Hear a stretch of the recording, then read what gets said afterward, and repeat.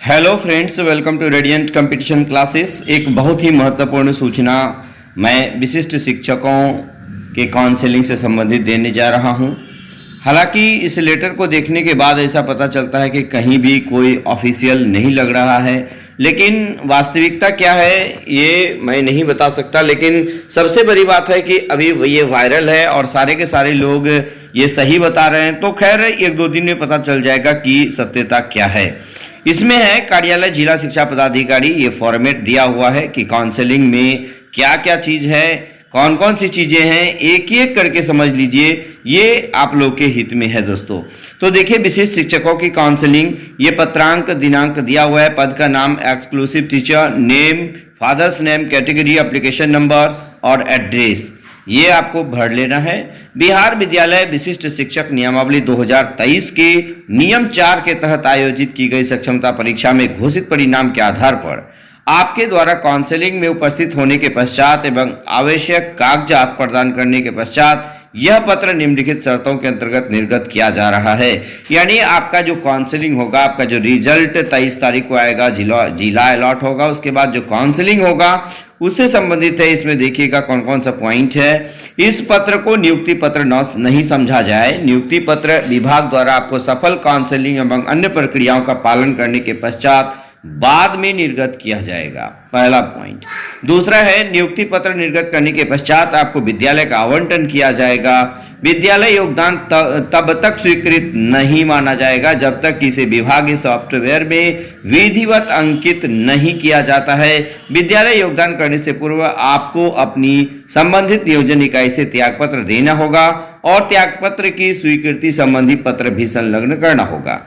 ये बहुत बड़ी बात है दोस्तों। ये बिल्कुल थोड़ा सा ठीक नहीं लग रहा है कि योगदान देने से पहले क्या करना है कि आपको जो है त्यागपत्र देना होगा और त्यागपत्र की स्वीकृति संबंधी पत्र भी संलग्न करना होगा कि स्वीकृति मिली है आपको या नहीं मिली है। स्वीकृति के पश्चात ही आपको विद्यालय में योगदान देना होगा। ये इस लेटर के तहत है, लेकिन ये थोड़ा सा विडंबना लग रहा है।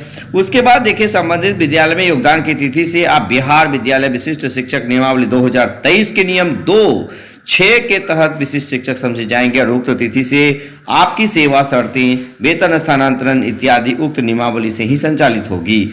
तो उसके ये चौथा नंबर देखिएगा, इसमें कह रहा है, यह स्पष्ट किया जाता है कि यदि आप सफल काउंसलिंग के पश्चात अथवा नियुक्ति पत्र लेने के बाद आप विद्यालय में योगदान नहीं करते हैं और उसकी प्रविष्टि विभागीय सॉफ्टवेयर में नहीं होती है तो काउंसलिंग पत्र तथा नियुक्ति पत्र को रद्द माना जाएगा। यह काउंसलिंग पत्र आपको इस शर्त पर निर्गत किया जा रहा है कि आपके विरुद्ध कोई विभागीय जांच, विभागीय कार्रवाई, आपराधिक मुकदमा अथवा अन्य प्रकार की कोई जांच नहीं चल रही हो। यदि विभाग के संज्ञान में यह बात आती है कि आपके विरुद्ध इस प्रकार की कोई जांच, कार्रवाई, मुकदमा चल रहा है तो विभाग यह काउंसलिंग पत्र रद्द कर सकेगा। उसके बाद कह रहा है कि यह भी स्पष्ट किया जाता है कि यह पत्र आपके द्वारा विद्यालय परीक्षा समिति द्वारा आयोजित सक्षमता परीक्षा में समर्पित प्रमाण पत्रों के आधार पर निर्गत किया जा रहा है। यदि आपके द्वारा समर्पित प्रमाण पत्र में अथवा बिहार विद्यालय परीक्षा समिति द्वारा अपनाई गई प्रक्रिया में किसी प्रकार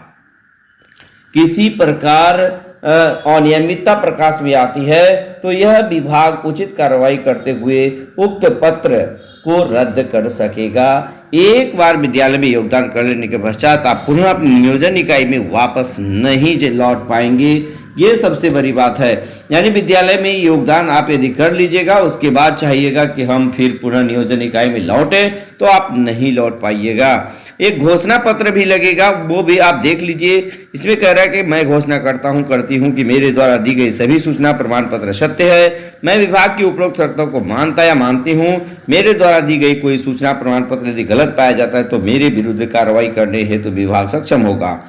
मैं यह भी घोषणा करता हूं कि मैं पहले से पंचायती राज नगर निकाय के नियोजित शिक्षक के पद पर विधिवत कार्यरत हूं। साथ ही बतौर नियोजित शिक्षक मेरे ऊपर कोई विभागीय कार्रवाई, आपराधिक मुकदमा अथवा किसी प्रकार के अन्य तरह की जांच या अनुशासनहीनता की जांच नहीं चल रही है। अभ्यर्थी का हस्ताक्षर। तो ये सारी चीजें प्रोसेस को पूरा कीजिएगा, उसके बाद आप विशिष्ट शिक्षक बन पाइएगा दोस्तों। लेकिन इसमें कहीं पर कोई भी विभागीय हमको नहीं लग रहा अब तक, इसका ये प्रमाण देना बहुत मुश्किल है। तो खैर, अगर जो भी सही होगा निश्चित रूप से 23 तारीख के बाद सारी चीज़ें स्पष्ट हो जाएगी दोस्तों। तो बस आज के वीडियो भी इसमें इतना ही अपडेट। धन्यवाद।